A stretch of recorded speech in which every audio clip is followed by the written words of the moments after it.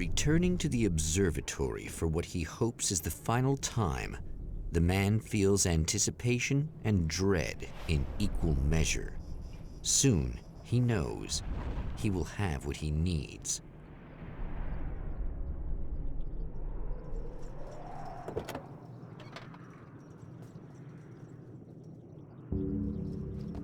Hello, I was expecting you. I've already taken care of the imaging array, but you should still look into securing the primary coolant flow. With some luck, you may be able to light the area before these things even show up.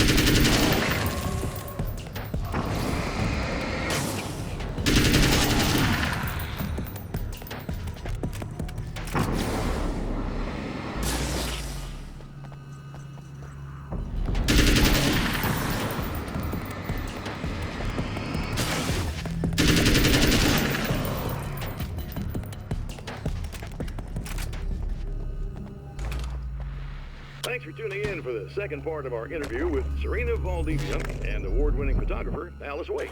Now, Alice, we were talking about your husband, Alan Wake. Is that a sore subject for you? Well, a little bit. Of course it is. The way I see it, we had our good times and our bad times, and on the whole, we had a lot of good times. He really made me happy. I don't mind being reminded of him. So you're over him? I don't know if I'll ever be that, entirely. I still think about him every day, literally. I still find myself hoping for... Well, sometimes I think I see him just standing somewhere, watching me. I think most people who lose someone they love experience things like that. But on the whole, I'm doing all right.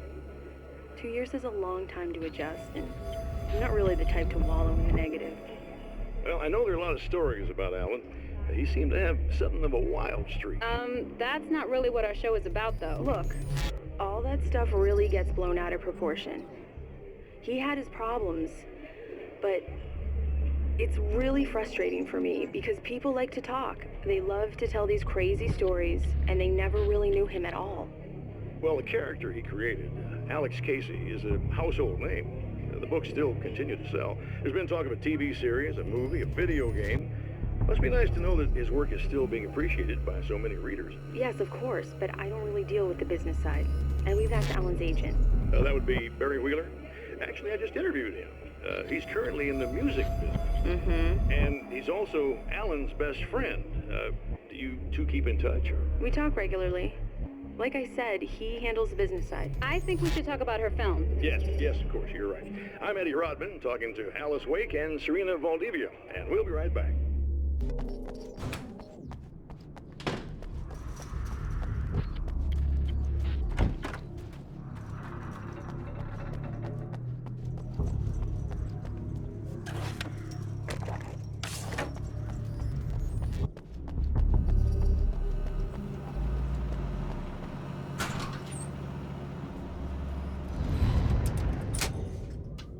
Very good. I believe we're ready to look into the sky. Right there, Doctor.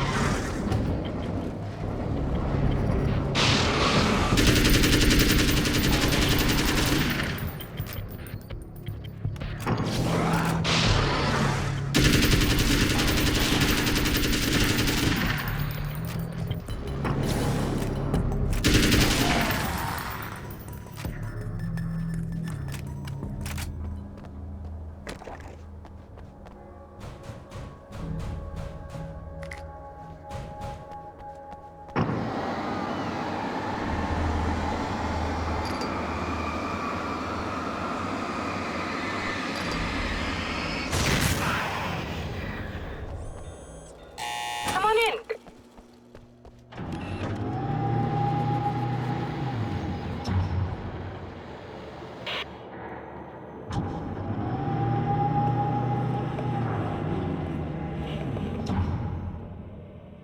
This is what you look like.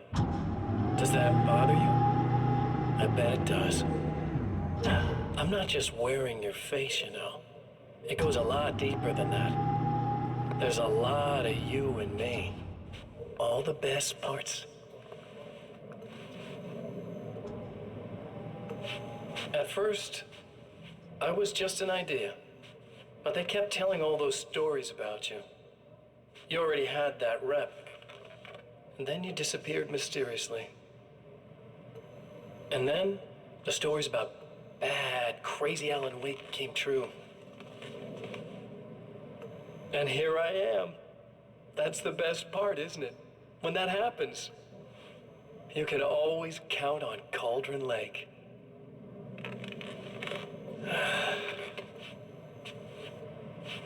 I'm just as real as you are. And I'm the improved version.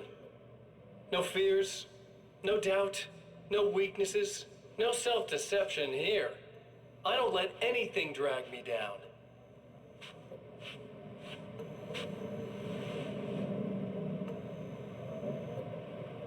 I know you like I know myself. I know it bothers you that I'm like this, that I use your name, crawl my way into your life. But I only do it because I'm better at being you than you ever were.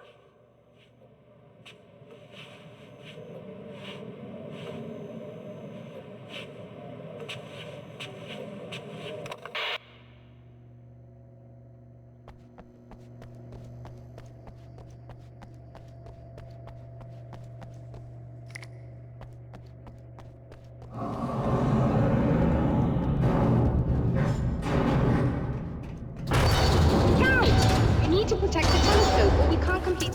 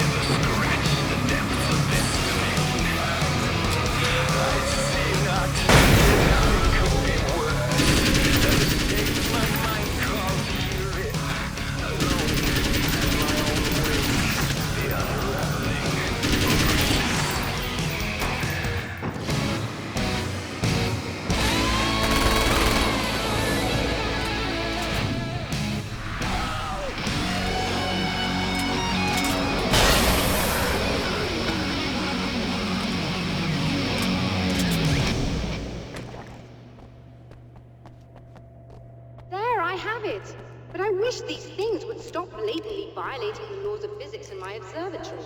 That's just rude. Are you all right? I'll live. I'm glad. I'll send the lift down to you. I remember our previous encounters very clearly now, but technically, if this really is a loop in time, we've never met before. I don't know why our awareness persists, but it's bloody fascinating.